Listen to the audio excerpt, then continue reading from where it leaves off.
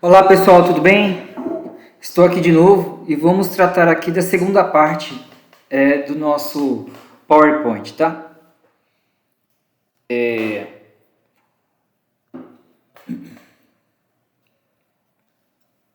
Bom pessoal, a voz está um pouco baixa, eu vou falar um pouco alto para vocês poderem compreender melhor, tá?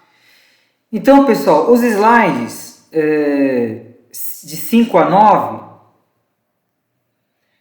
os slides de 5 a 9, eles retomam a influência da Revolução Industrial da ciência e da tecnologia e como eles contribuem, pessoal, para o desenvolvimento e aprofundamento daqueles elementos mencionados, né, que dão base para a ideia de organização e planejamento do trabalho moderno. E quais são aqueles elementos, né? Quais são eles, né? O indivíduo e a ênfase na individualidade e a ação racional e planejada. Então, aqueles valores como autocontrole, disciplina, né? Rotina, são os elementos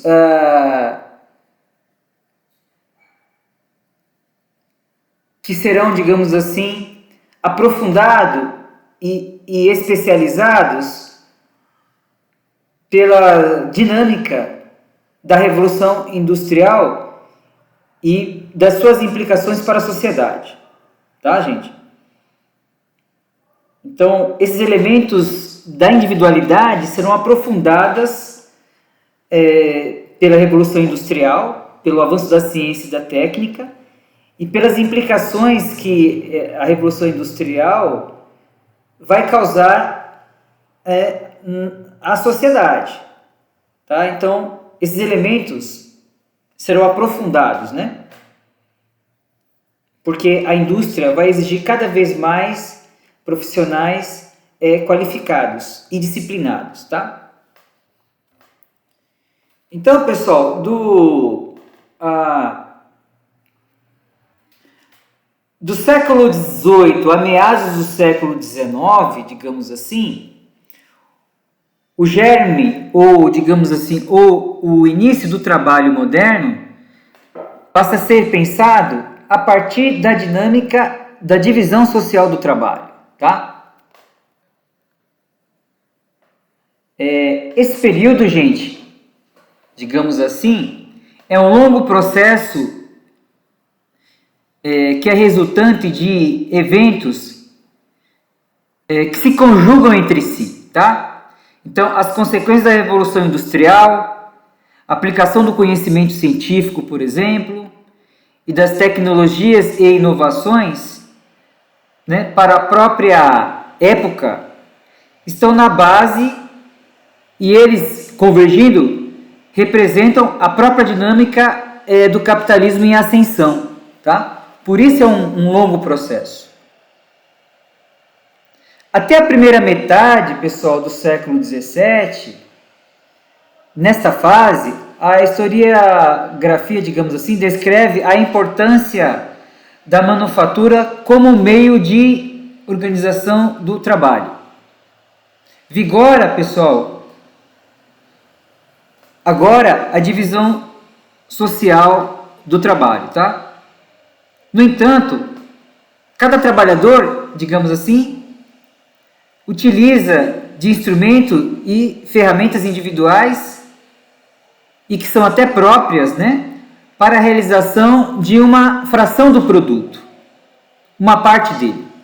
Então, a manufatura, que é esse nome, né, ela suplantou o trabalho artesanal, tipicamente, então, realizado pelas corporações de ofício. Tá? Surge então, pessoal, um certo tipo de trabalho seriado, tá?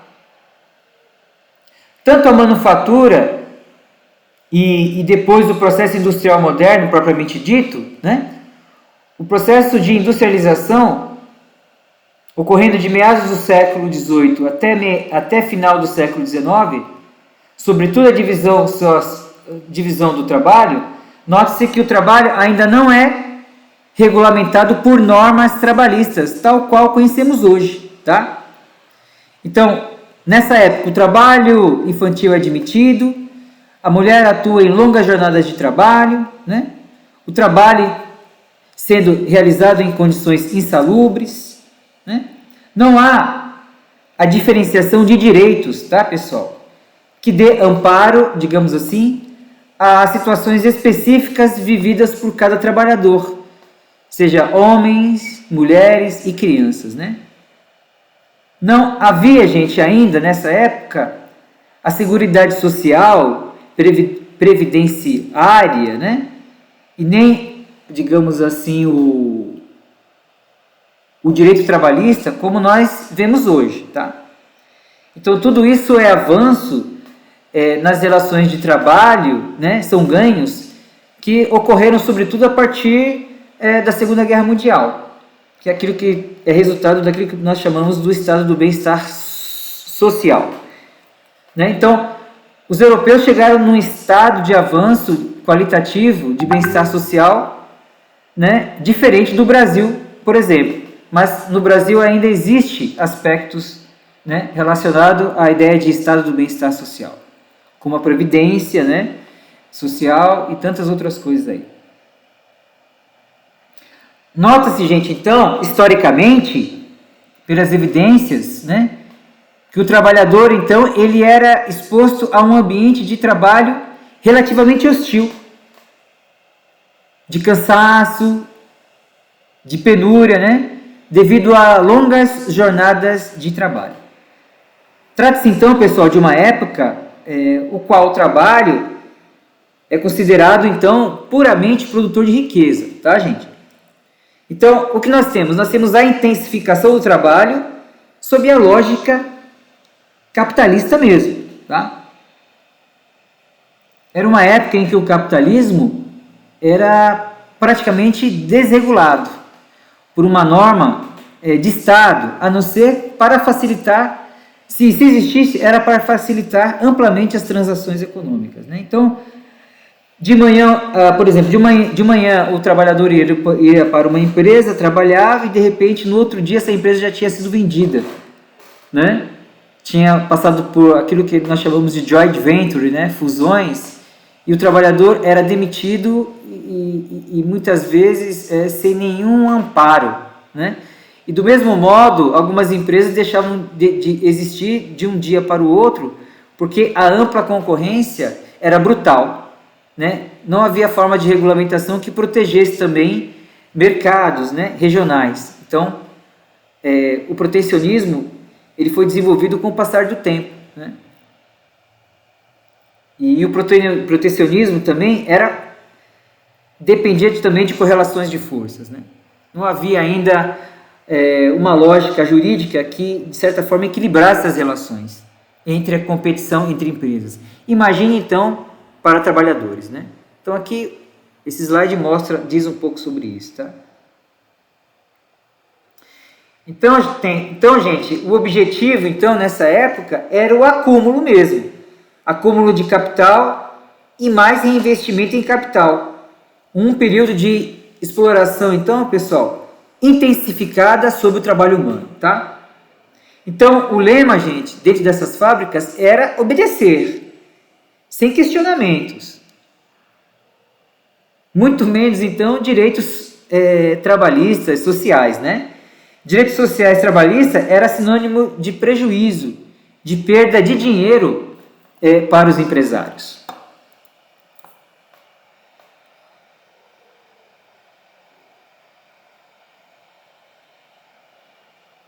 Bom, gente, de fins do século XIX, digamos assim, transição para o século XX, surgem então, gente, novas formas de intensificação do trabalho. Desde aquela época, a organização do trabalho já era baseada na hierarquia e no comando, no ordenamento e planejamento, né? E foi intensificada, sobretudo, gente, por uma proposta de organização da produtividade. Tá? Então, o comando, ordenamento, planejamento e hierarquia fazia parte, então, de uma proposta de organização intensiva, né, da produtividade. Tá, gente? Então, nós temos como exemplo, pessoal, o Taylorismo, tá? Então, tá aqui, ó. Taylor, né, pai da administração científica, né, do trabalho. Então, gente, esse aprimoramento da organização produtiva será apresentada a partir da segunda metade do século XIX, tá? E com Frederick Winslow Taylor, que é esse aí que está na foto, tá? Ele, então, gente, ele é considerado o inventor da administração científica. E o que ele propõe? Ele propõe a utilização de métodos científicos cartesianos, tá, gente? Matemáticos, né? Na administração de empresas, tá, gente? Então, para melhorar a produção e assim gerar mais lucros para as empresas, tá, gente? Seu foco, então, gente, era a eficiência e a eficácia operacional na administração, digamos assim, industrial e comercial. Né? A questão era aumento de produtividade e lucro, né?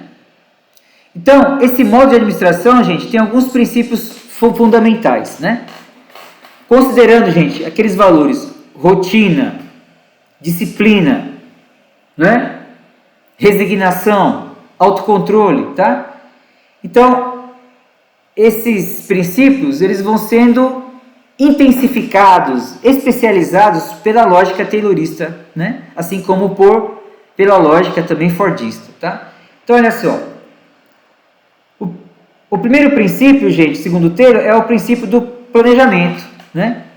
Ele lançou alguns valores, tá? Então, gente, o planejamento é um princípio. É a aplicação dos métodos racionais, né? Então, planejamento, né? Você deve fazer a substituição dos improvisos. Então, você deve eliminar os improvisos, né? O trabalho improvisado, você tem que eliminar e você deve utilizar métodos científicos testados e comprovados, tá, gente?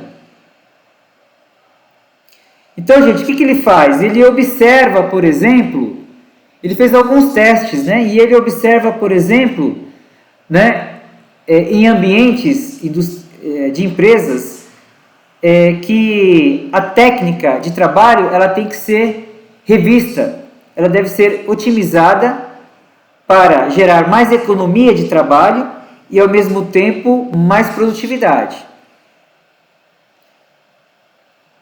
Ok? Isso deve ter que ser testado e comprovado. O segundo princípio, gente, é o princípio da seleção. Ou seja, você deve identificar as melhores aptidões desenvolvidos pelos trabalhadores. E você deve realocá-los a setores específicos conforme suas habilidades, né? Tendo em vista melhores níveis de produtividade. Então você tem que verificar, na verdade, através da seleção, você deve buscar aqueles trabalhadores que têm determinadas aptidões, né? E você deve aplicar, né, esses trabalhadores, esse conhecimento e utilizar esses trabalhadores em determinadas atividades associadas, né, a isso que você percebe como qualidade do trabalhador e investir nisso, tá? O terceiro princípio é o princípio do controle, tá, gente? Você deve delegar aos superiores o controle exato da tarefa a ser executada, tá, gente? Então, os supervisores, eles devem estar no controle total das atividades. Ok? O quarto princípio, gente, é o princípio da execução. Para executar a tarefa, você tem que treinar as pessoas. Então, você deve disciplinar o trabalhador, né? Você deve disciplinar o trabalho, né?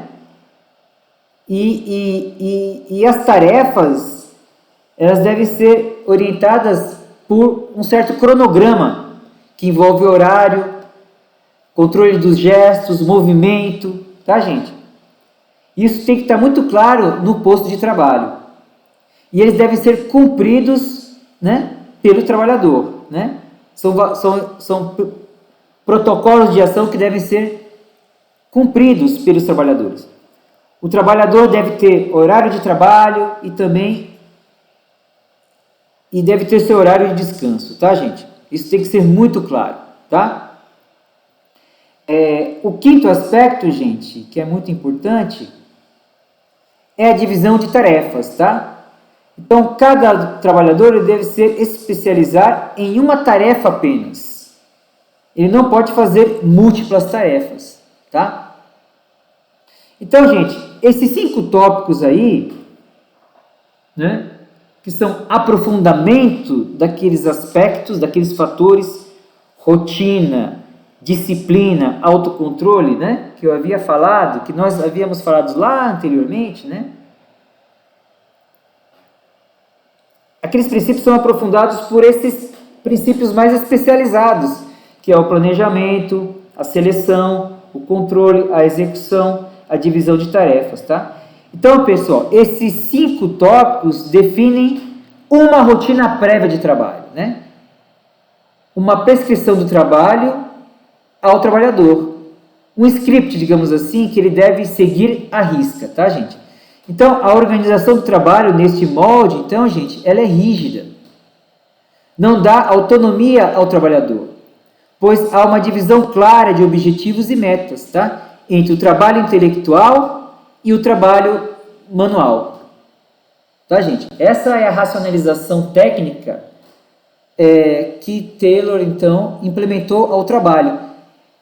A atividade do trabalho manufatureiro industrial, ele deixa de ser aventureiro, ele deixa de ser um desperdício para se tornar algo racionalizado, econômico, né? Profissional.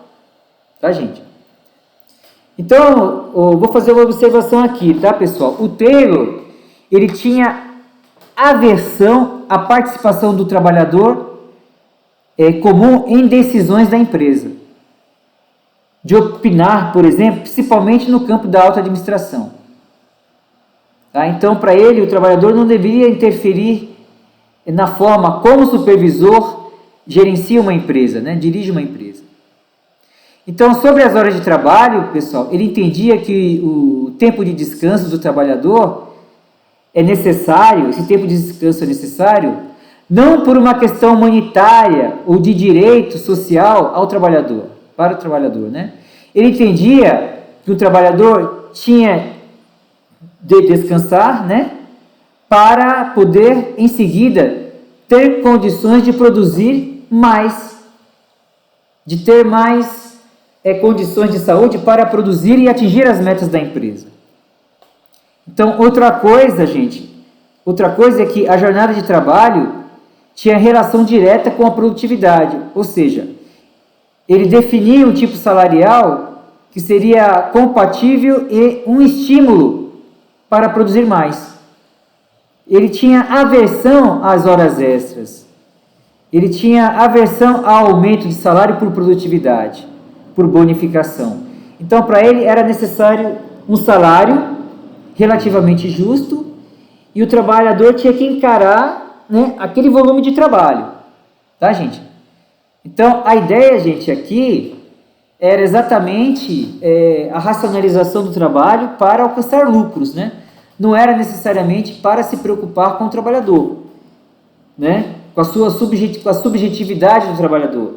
Se aquele trabalhador trazia sofrimento ou não, se o trabalhador adoecia ou não por conta da organização do trabalho, isso talvez poderia até ser percebido por Taylor, mas o foco dele era o lucro, tá? A questão aqui, gente, não é humanitária, a questão aqui é a organização do trabalho para produzir em larga escala. O trabalho tem que ser um trabalho econômico, né? Tem que ser um trabalho que elimine os espaços de ociosidade, né? Ou seja, aquilo que a gente chama de operação tartaruga. Taylor combatia isso, né? Mas o foco era o lucro mesmo, tá, gente? Então, as questões subjetivas relacionadas à felicidade do trabalhador, né? Se o trabalhador adoecia ou não por conta da organização do trabalho, isso não fazia parte da reflexão de Taylor, tá? Não fazia parte, tá, pessoal? O negócio era trabalhar, produzir, né? Gerar riqueza para o empresário, para a empresa. Um outro modelo, gente, contemporâneo de Taylor, por exemplo, é o Fordismo, tá, gente? Tá, gente? Então, o Fordismo, pessoal, foi um modelo de produção criado por Henry Ford, tendo como objetivo, então, gente, a experiência, né, vivenciada por sua empresa, né, Ford Company. E o modelo taylorista, né, foi muito utilizado até meados dos anos 60, tá, gente? Então, gente, o Fordismo, ele é um modelo de organização de produção industrial que acrescentou algumas práticas produtivas que não existiam no Taylorismo. Então, é claro, né, ele vai precisar de um trabalhador disciplinado, né? Henry Ford vai precisar de um trabalhador que se subordine a uma lógica industrial, mas o que revolucionou no sistema fabril, industrial, né, fabril, é a implementação da esteira rolante, né, que foi uma grande inovação no setor industrial. Tá? Então, gente, o sistema de produção no Fordismo, ele é um sistema de produção em massa, em larga escala, né? Em grande escala. A implementação, gente, da esteira rolante, ela vai dinamizar todo um sistema de produção que será de larga escala, que primeiramente, para ser implementado, será necessário, por exemplo, será necessário, então, gente, alteração na legislação trabalhista. Será necessário também, pessoal, alterações no setor da economia, porque para implementar a esteira rolante foi necessário também desenvolver um mercado de expectativas e futuros. Por quê? Porque será necessário, gente, investimentos no setor industrial, e para isso é necessário que o governo possa colaborar, né, em linhas de financiamento, né, para facilitar, por exemplo, a compra de automóveis, né, para facilitar também, gente,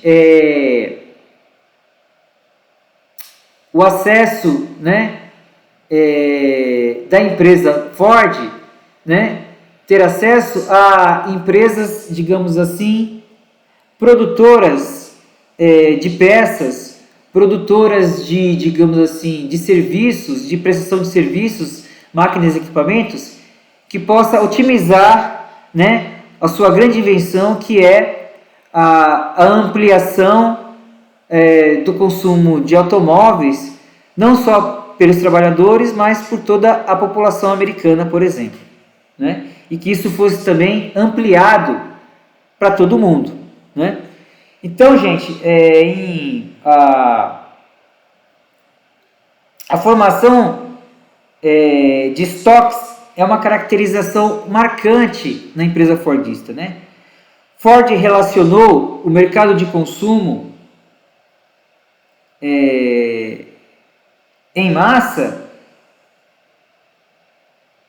Ele fez essa combinação entre mercado de consumo em massa, né, relacionado à esteira rolante, né, de produção de carros, né, para que isso fosse então desenvolvido, né, em larga escala, né.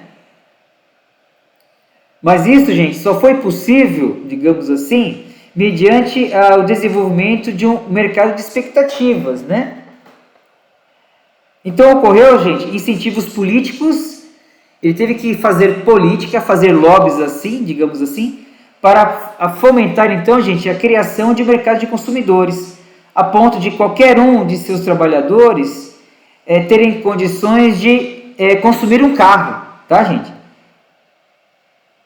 Pois a produção em larga escala permitia e garantia, então, preços acessíveis.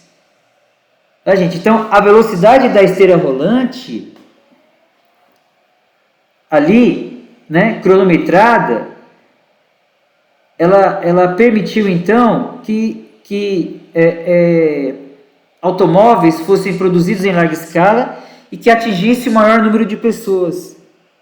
Então, gente, um obstáculo para isso, para não ocorrer isso, então, e Ford percebia, o grande obstáculo seria a falta de investimentos e a falta de, digamos assim, de vontade política, né, para que pudesse desenvolver, né, leis para que garantisse a ampliação do consumo de carros.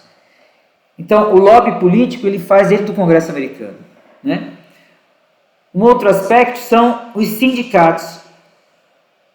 Combater os sindicatos também foi uma necessidade também que Ford viu para que pudesse, por exemplo, equilibrar, né, a relação entre trabalhadores e a própria empresa, né? Então, nivelar salários, reduzir gastos, tudo isso então implicava um certo embate entre a classe trabalhadora, sindicatos e a própria empresa de Ford. E até hoje é assim, né, gente?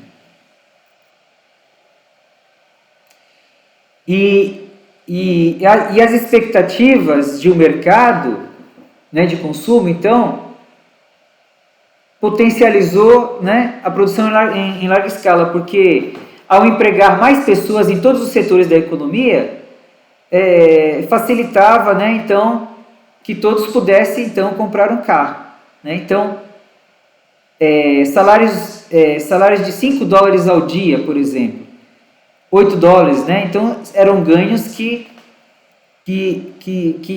num curto prazo de tempo, né, o trabalhador, seria possível que o trabalhador comprasse um carro, né, um modelo Ford T como esse, né? Então, você vê aqui que essas mudanças políticas, né, na esfera política governamental dos Estados Unidos, né,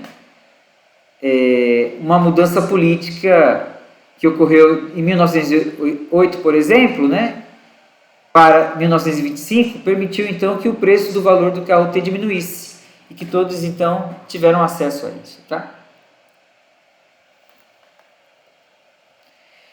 Então, gente,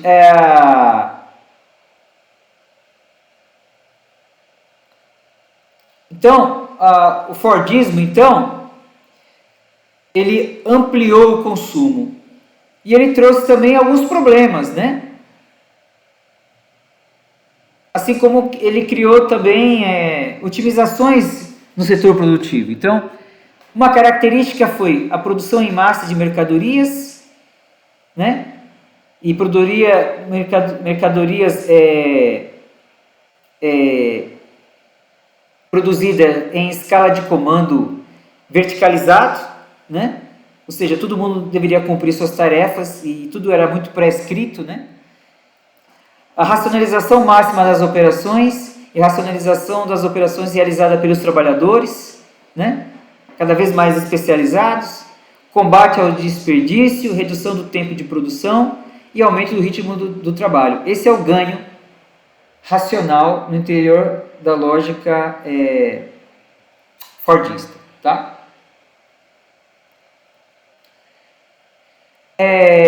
De acordo com Ricardo Antunes, né, o Taylorismo e o Fordismo também alienou o trabalhador, né? Alienou o trabalhador porque ele era contratado especificamente apenas para fazer aquelas atividades, né? Então retirou o trabalhador de participar na organização do trabalho, né? É por isso que combater os sindicatos foi muito importante, né, para Ford, diminuir o poder dos sindicatos. Então, qual foi o resultado, qual foi o impacto social para o trabalhador, né? Além dos ganhos, talvez, das melhores condições de vida, né? Os resultados sociais gerou consequências também danosas ao trabalhador, que foi o absteísmo, né? O absteísmo é o quê? A falta ao trabalho, a fuga do trabalho, ou seja, é o trabalhador que faz a operação tartaruga, o trabalhador que foge do trabalho no ambiente do trabalho, né? O trabalhador enrolão, né? Alta rotatividade, né? Então, muitas pessoas eram demitidas e depois outros trabalhadores eram recrutados para o mesmo setor. Então, a alta rotatividade era muito grande. Então, a partir daquele momento, os trabalhadores passaram a lutar mais pelos seus direitos, né? Combater os sindicatos era uma coisa das empresas, mas cada vez mais os trabalhadores sentiam a necessidade de se organizar, né? Para desempenhar lutas sociais de ganho, né? E greves.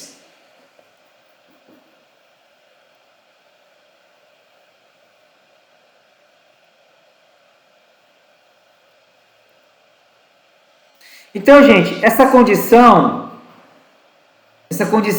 social, ela vai mudar um pouquinho, né? Porque aí começa a ter, digamos assim, uma perspectiva mais humanitária, né, sobre o trabalho, né? Então, Elton Maio é um dos precursores disso, né?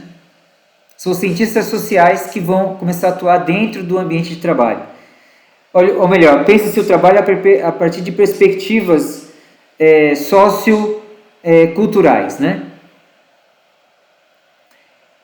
Então, olha só, nova perspectiva do trabalhador visto como indivíduo, né, que havia algo mais do que simplesmente desenvolver atividades rotineiras, né? Então, eles passaram a levar em consideração, os empresários começaram a levar em consideração, nessa lógica, né, a condição psicológica e social de seus empregados, né? E aí entra, por exemplo, a valorização do trabalho, do trabalhador e da sua subjetividade também.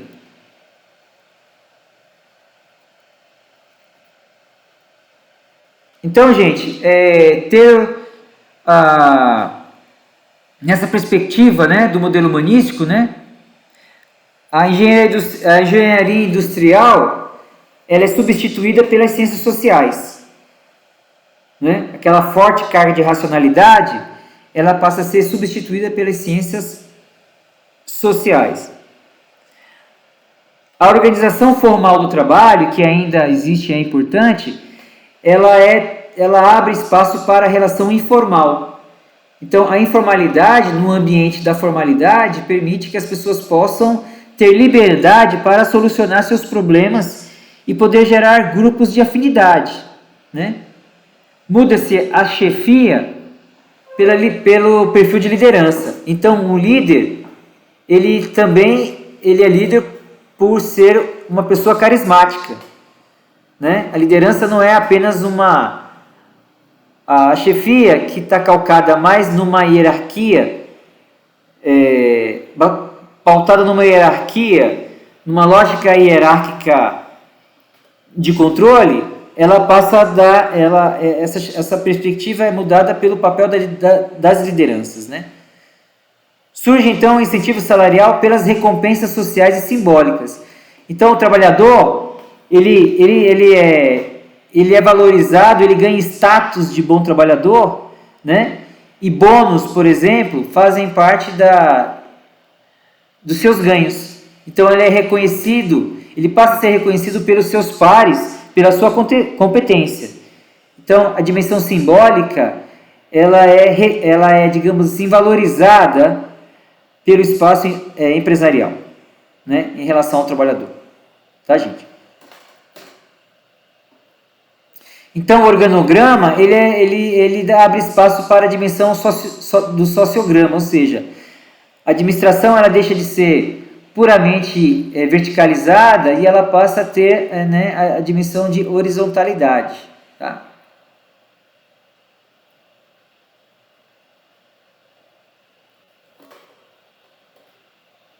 Bom, eu vou dar uma paradinha aqui, pessoal.